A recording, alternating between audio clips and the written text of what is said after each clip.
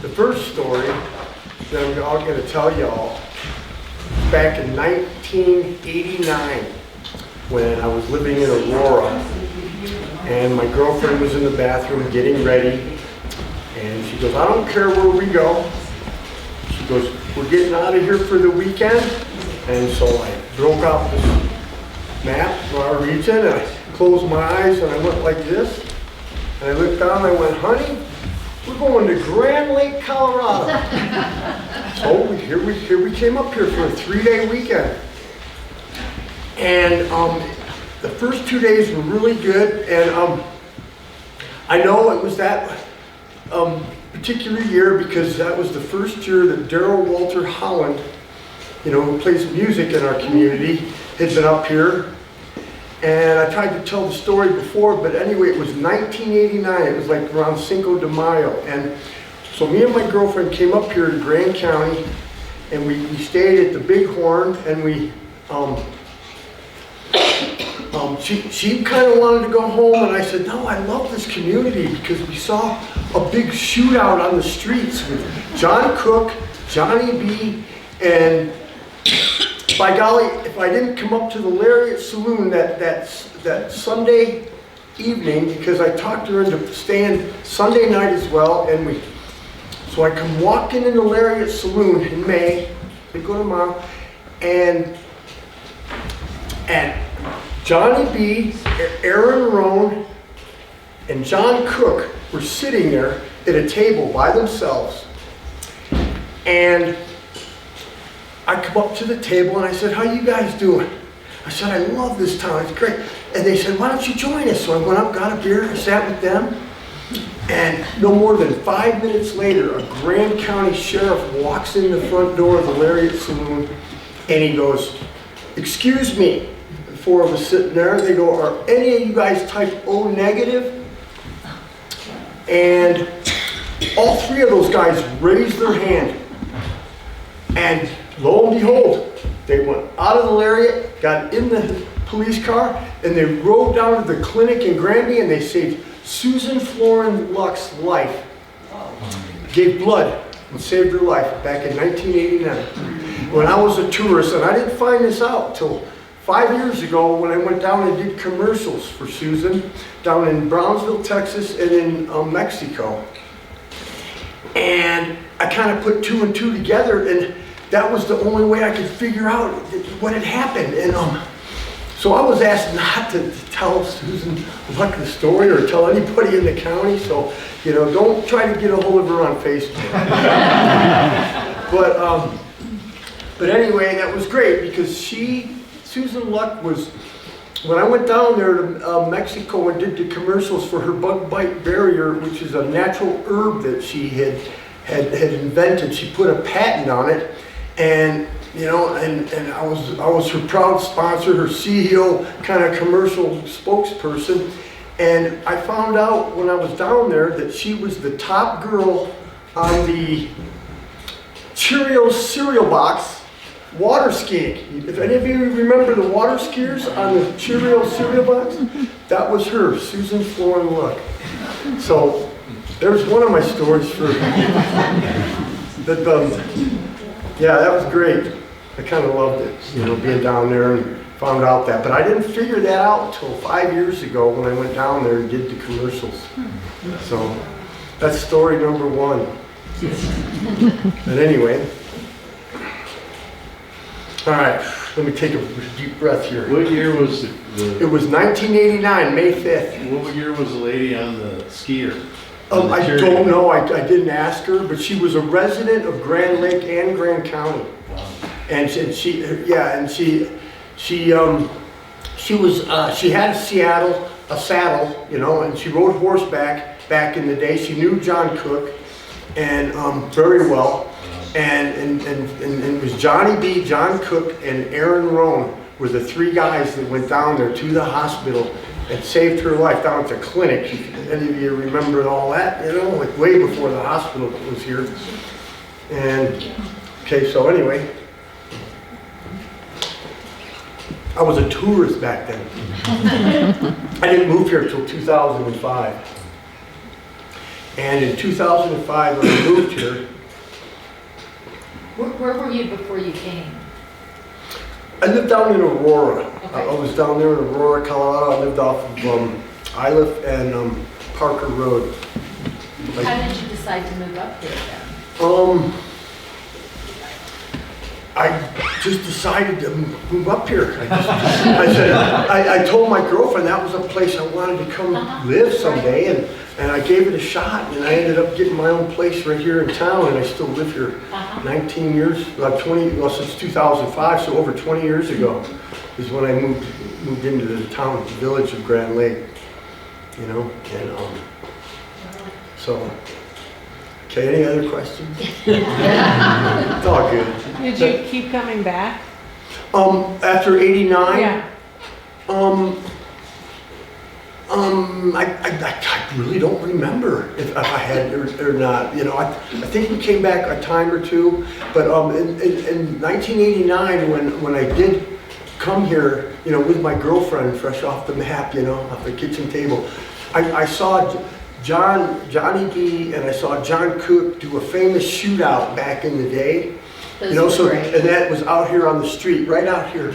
They had a famous shootout, like it was like in front of the Lariat, Saloon. I'll never forget it. But I'll never forget that day that those guys did, because I waited for them at the Lariat because I was type O positive, and all three of those guys were type O negative. And they all rode in that cop car down, saved her life. And when they came back, they said, yeah, we all gave blood. Those guys were 3 sheets anyway, but John Cook was he was an amazing member of this community back in the day. It was sad the day I saw John Cook leave, because you know, him and Gene Campbell were like 2 of my very best friends. You know, I did a lot of work for Gene, and I never really knew where John Cook lived up until 3 years ago, and I went down County Road 41, and I found out where he lived because my other 2 dear friends who saved my life, like 100 other people in this community, lived across the street, and that's Keely and Kyle Waters. Lived right across the street from John Cook's property, the Cook Ranch. The Cook, over there, County Road 41, yeah. Yeah, I love those people. Very good people in my life. Yeah. Let's hear about one of those stories about getting your life saved. Okay, well, the second story I want to talk to y'all about is, I'll tell you about my snowmobile accident last. It'll be the third story, but my second one here was back in the day when, 2005, I was building homes around Grand Lake for Danny Schneller, okay? And I worked for him for 3.5 years, and I used to ride my snowmobile across the lake to the far corner. But anyway, but should we do the snowmobile and the accident? Do the ice next then? Yeah. Okay. Well, I want to talk about Louis. That's fine. Because Louis Heckert was really my best friend, and when I was working for Danny Schneller, he goes up to me one day, and I've been working for Louis Heckert for about a week and a half, and Danny Schneller told me, he says, Tim Zim, he says, you do whatever that old man tells you to do, and I thought that was the greatest job on earth, because Louis had the greatest stories ever. And by the way, I did see Louis Heckert on the dance floor, tap dancing in 1989. That was great. Oh, back then? Yeah, I saw him and Gladys dancing together. He died in 2006, but so I'm scrubbing the timbers in Louis Heckert's shop, and because it had burnt and the fire department came there, I was coming home from work one day and I heard the fire trucks, so I went over to Louis' shop, and then I saw the fire trucks there. You couldn't get in or out. We're standing there, and I had talked to Louis, you know, many times, and so Danny Schneller tells me to do whatever Louis wanted me to do, you know, because I think Louis Heckert raised Danny Schneller. He used to be his babysitter and best friend and all that, you know, and he treated, you know, Louis Heckert treated Danny like one of his own, you know, and so anyway, Louis Heckert and I became really super close. for that next week and a half before he died. Week and a half before he died. So, I got to be eating cheeseburgers and French fries with Louis Heckard, and by then he became like a second grandfather to me because I came to him for all my advice. He told me about Gladys and how she was an expert marksman, and how he knew whenever Gladys went out there, hunting with him, that he was in for an all-night skinning in the shop, and he knew he was going to be up all night, putting food on the table for the family, the Heckards. Well, that's what happened. So I got to hear all the best stories of Grand County, 90-some years worth of all Louis' greatest stuff, and all he did every day was tell me how much he loved Gladys Heckard, Louis and Gladys, stencil pencil, still on the dance floor, above the dance floor at the Lariat. We're sitting there one Saturday afternoon, and we're holding hands. And he said, I just want to be with Gladys. And just before we got to eating our lunch, cheeseburgers and French fries, of course, we're holding hands like this, side by side, and we both said, Lord, maybe figure out a way to bring Louis closer to Gladys, and this and that, and in the name of the Father and the Son and the Holy Spirit, amen, And then we ate our cheeseburgers, and that very next day, Louis decided to walk to church on his own, because I asked him right after lunch if I could walk to church with him again for the second Sunday that I had been with him, okay? And he said, no, he goes, I don't think so. I brought him closer to God, but I really feel bad about the way this went down, because that very next day, he decided to get up and go to church on his own. And that's when that moose got him.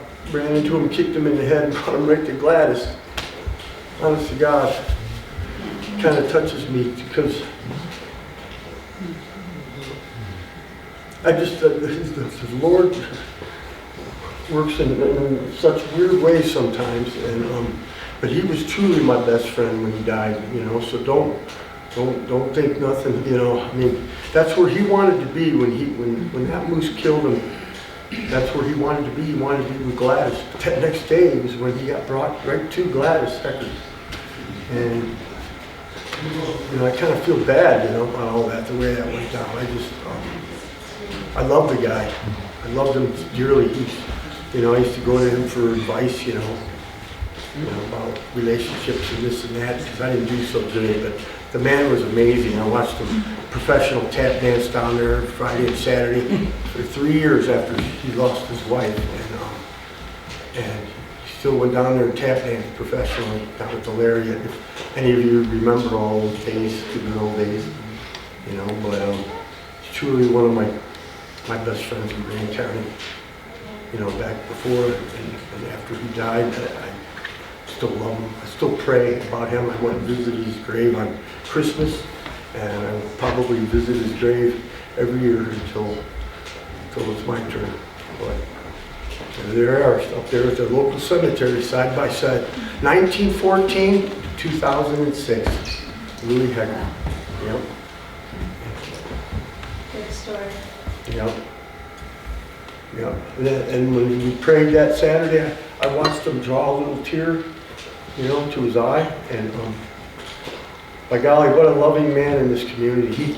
He loved everybody. He did more for people in this community than I don't know if anybody ever could. The man was amazing. My neighbor, my best friend, and everything else. He was an amazing individual. And I had the privilege to meet him. You got Louis and Gladys' tree right here in front of this place here.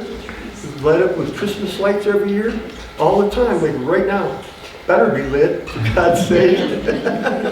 But he was an amazing person, so. And you've done a lot for people in the community too. Oh yeah, I cut a tree everywhere before, during, and after the wildfire. And I'll still cut trees whenever I can. And I've gotten rid of more slash and I've had so. I worked for Clive Smith for 12 to 15 years, and oh my God, I cut trees everywhere. I met the Heilmans get the name right. When I was down there on the ice skating rink down there, we had the hockey teams down there, and I met the next generation of the family down there, and they said, Tim Zimmerman, pleasure to meet you. And it was the children, the offspring from the Highlands who lost their life up there. And you know what they told me? Come visit us. You're welcome at our house anytime. Well, their house recently, I don't know how many years it's been, but it's been 5 years since the wildfire, but the Heilmans are wonderful people.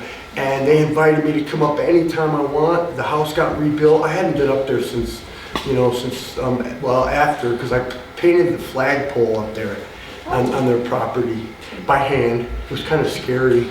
But I'd been logging that property for a long time, before it was, I didn't meet the Heilmans.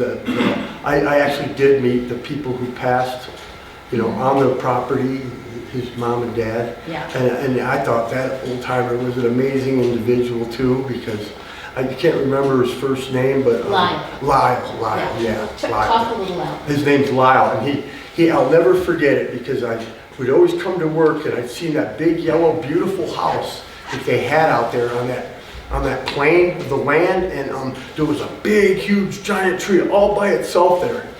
And I'll never forget it, because when Clive and I came up there, here he come rolling up on a golf cart up to us, and that's how I met Lyle.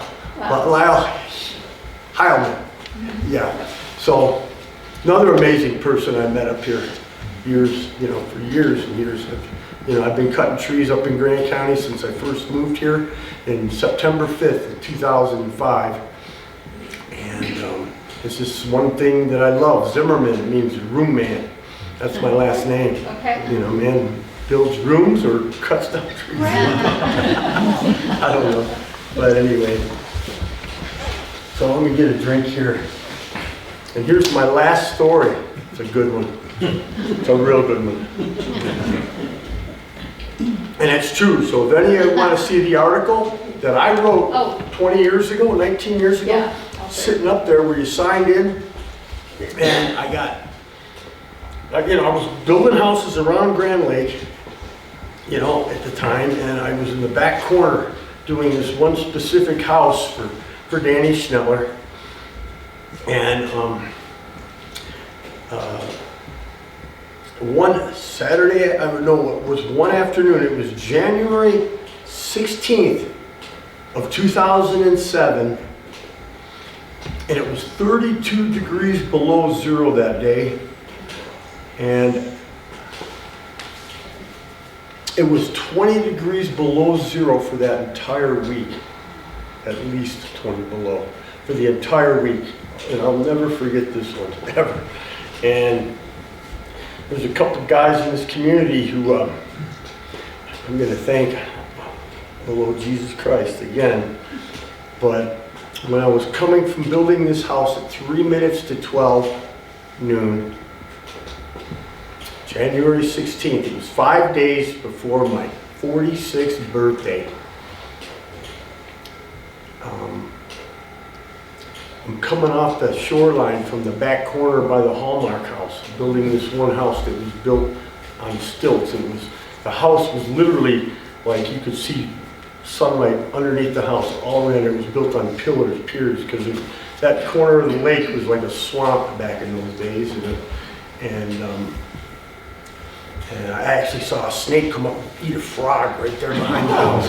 Wow. But yeah, I mean, there was giant snakes back there in those days. This was 2005, and so I started my snowmobile. I was like all happy about getting my snowmobile up and running, and I was coming off the shoreline. So I come ripping off the shoreline and I'm zipping across the lake from the back corner where there's no road. There's like no way to get from that corner of the lake, here or back. It's a trailhead, and the snow was so deep that year that I personally had to ride. And Danny Schneller told me, he goes, whatever you do, he says, stay on course, because the only way he would let me come across the lake was from the marina here, Half Moon across to the back corner, and that's how I got to work every day. And so it's 3 minutes to noon, and I'm coming off the lake, and I'm coming down the far side, Jericho roadside, like my normal route, and I'm trying to make my turn, but I got that thing up to 71 miles an hour, that snowmobile, and I thought it was great, but you know, I'm like, well, I gotta slow down here sometime, and my skags were wore out on my skis. It would not slow down, and I just kept going straight and straight and straight, and it couldn't make my turn, you know, and my snow, and I knew I was off course, but I got down to like 5 miles an hour on my snowmobile, and it was gone in 4 seconds through the ice. 4 seconds, that's all it took. And I'm thinking, oh my God, what about my sled? And then I'm like treading water, and I'm going, what about me? Oh God. So I'm treading water for like 8 to 10 more minutes, you know, and I kept trying to get up onto the ice, and the ice kept breaking off. I couldn't get up onto the ice, and it just kept breaking off, and so I tried to go towards the center of the lake. It kept breaking off, and I'm swimming all over the place. You know, my grandfather taught me how to swim years ago in Quinte Bay, Canada, and every day the winds would whip up, and you know, she set me out there on the end of the pier, and I'd take on water, and he'd grab me by my hair or my neck, and that's how I learned how to swim. But I never gave up that day. And so Jake Mullinex and Jimbo Lacostru had to unload this beam because they were building a house over on the Jericho roadside of Grand Lake, and they saw me go through the ice. Jake Mullinex, Jimbo Lacostru, and Rick Mullinex. And Rick Mullinex said, that guy's a goner, he's never gonna make it. So those guys, as they were unloading the beam, you know, came out there, they just dropped it off the truck, they came out there, and they put 2 sheets of plywood out under the ice, and they had a ladder, and Jake, the bigger of the 2 guys, went out there past the plywood and got up onto this ladder. He laid flat so that the ice wouldn't break. He couldn't get, you know, close enough to me, but he was smart enough to pound a nail in a 2x6 board, 12 feet long, 12 to 14 feet long, and Jimbo was behind Jake, and he had a rope lassoed around his shoulder, and these guys risked their life to save mine, and they slid this board out to me, and the 4th time I was able to hang on, but the 3rd time, you know, I couldn't hang on because there was so much ice on my gloves and stuff, and Jake's standing out there, and I heard the ice cracking around him, and he goes, Jake Mullinex says, what do you want me to do? He goes, you gotta be able to hang on, and because they weren't gonna send that board out one more time, you know, and what he's doing, he's just sliding it out there, and he's letting the rope go off Jimbo's arm, and the 4th time I was able to hang on. I got my metatarsal of my body up onto the ice, I rolled to my back, I counted to 300. By then, search and rescue had gotten there, and they took me away in a dead sled toboggan thing down the hill, cut all my clothes off on the way down the hill, and there I was down at the same clinic that Susan Florin Lux's life was saved. And there's 12 nurses standing out there with 24 warm towels. I roll up to the hospital, and all those nurses put these 24 warm towels all over my naked body because they cut all my clothes off. And here I am today to talk about it over 19 years. And I thank all my friends that have already heard the story 1,000 times. But the ones that haven't, there's an article right there that I wrote out there when you go and leave today. Feel free to take one of those flyers with you because I wrote that article literally. And it's just so happy to see y'all. I mean, I want to go like Louis or somebody else like that. That's how, you know, the guy, you know, I'm still crying about him. I really loved him. I love Louis Heckert so much, man. He was like my second grandfather, you know. But that's where I learned how to swim with my grandfather. And Louis says, he says, you just be you, Tim Zimmerman. He says, you'll do all right in this community. And here I am today to talk about it, man. And it's thanks to some wonderful people I know. The Historical Society, Donna Reddy, all my friends, and what little family I got left. But I mean, I love y'all, all, each and everybody.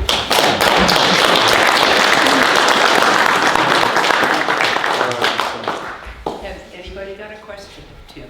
That'll get him started again. So. I'm just saying it's a good thing.